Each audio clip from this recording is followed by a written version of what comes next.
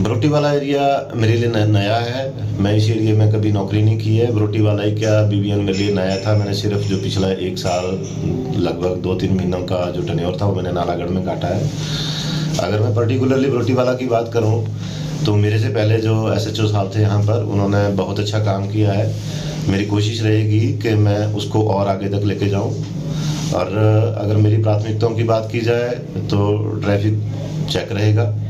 जैसे अप्रवासी मजदूर होते हैं यहाँ पर, इनकी रजिस्ट्रेशन ज़्यादा अच्छी नहीं है, तो मैं उसको कोशिश करूँगा कि उसको मैं 100% तक लेके जाऊँ, ताकि फ्यूचर में कोई क्राइम होता है, अगर वो क्रिमिनल है जो अप्रवासी है तो उसको पकड़ने में सुविधा रहे।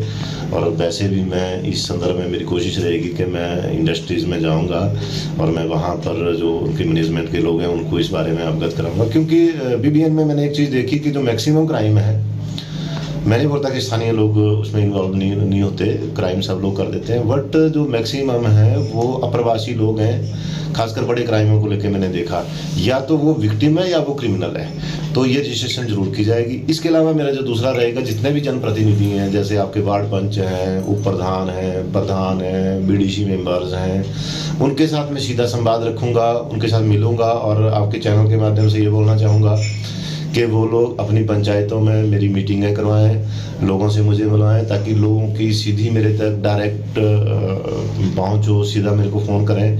किसी के थ्रू मिलने की ज़रूरत नहीं कि किसी को लेके चलें कि तब हमारी सुनवाई होगी, वैसा कुछ नहीं रहेगा। और उससे हमें एक ये फ़ायदा हो जाता है कि जैसे बच्चों को क्या सिखाना है, किस तरीके से बच्चों के ऊपर नज़र रखनी है, वगैरह वगैरह। और जहाँ मैं ये चीज़ें बता सकता हूँ लोगों को, वहाँ पर साथ में एक चीज़ और फ़ायदेमंद रहेगी कि वो लोग जो उनके पास क्राइम से रिलेटेड जो भी सूचना होगी वो मुझे सीधे तौर पे बता सकते हैं, ताकि मैं उसके ऊपर काम कर सकूं। पर कोशिश की जाएगी अंकुश लगाने की। और मैंने जो हमारा पड़ोसी हरियाणा के जो पुलिस स्टेशन पड़ता है वो पिंजौर पड़ता है, मैंने वहाँ के एसएचओ साहब से भी टेलीफोनिकली बात की है। एक चौकी पड़ती है झाड़ माजरी, कौन सी शायद नाम, झाड़ माजरी नहीं, कुछ मड़ा वाला, सॉरी, तो मड़ा वाला चौकी इंचार्ज से भी मेरी बात हुई है। मैंने उनको भी बुलाया कि वो आए, और अगर उनके पास टाइम है तो वो आए, अगर वो नहीं तो मैंने तो जाना ही जाना है। तो उसमें हम ये करेंगे कि जो सूचनाएं उनके पास होंगी वो मेरे साथ शेयर करेंगे, और जो मेरे पास सूचनाएं होंगी वो हम उनके साथ शेयर करेंगे। तो इसके ऊपर कोशिश करेंगे कि पूरा चेक लगे।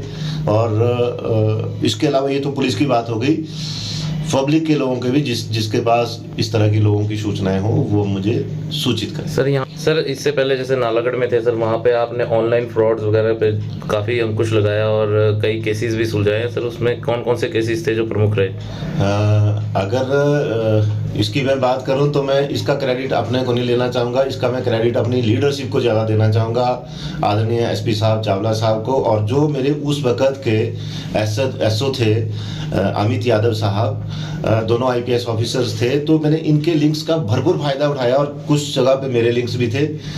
हमने करीब 10 लोगों को जिन्होंने ऑनलाइन फ्रॉड किया था, उनको हमने झारखंड से, नेपाल के बॉर्डर से, हमने क्या कहते हैं आपका यूपी से, आपके बिहार से, आपके गुजरात के अहमदाबाद से, आपके महाराष्ट्र से, इन लोगों को उठाया है हमने।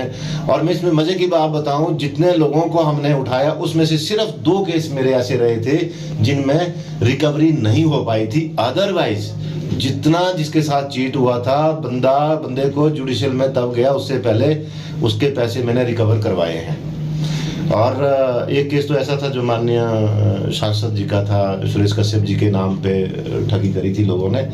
तो एक केस मेरे पास था और कुछ के 1-2 केस और डिस्ट्रिक्टों में भी थे, कहाँ थे मुझे ध्यान नहीं है। तो हमने उस आदमी को भी अहमदाबाद से उठाया था, उसमें भी हमें कामयाबी मिली थी। इसके अलावा अगर मैं वहाँ की बात करूँ तो जैसे बड़ी चोरियाँ हुई, ट्रकों की चोरियों के मामले थे, टिप्पर चोरियों के मामले थे, उनको सुलझाने में कामयाब रहा हूँ। इसके अलावा वहाँ पर आप लोगों ने भी देखा है कि कोर्ट कैंपस में जो फायरिंग हुई थी उसको भी डील किया हम लोगों ने। तो लीडरशिप का भी बहुत मुझे सहयोग मिला, तो उसमें मैं कामयाब रहा हूँ और मेरी कोशिश रहेगी कि मैं यहाँ पर भी अच्छा करके दूँ।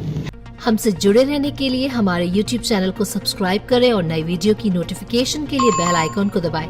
अगर आप ये वीडियो Facebook पर देख रहे हैं तो लाइक जरूर करें और ज्यादा से ज्यादा शेयर करें। इसी तरह के और भी अपडेट्स के लिए फॉलो करें हमारा Instagram पेज himachal.kesri।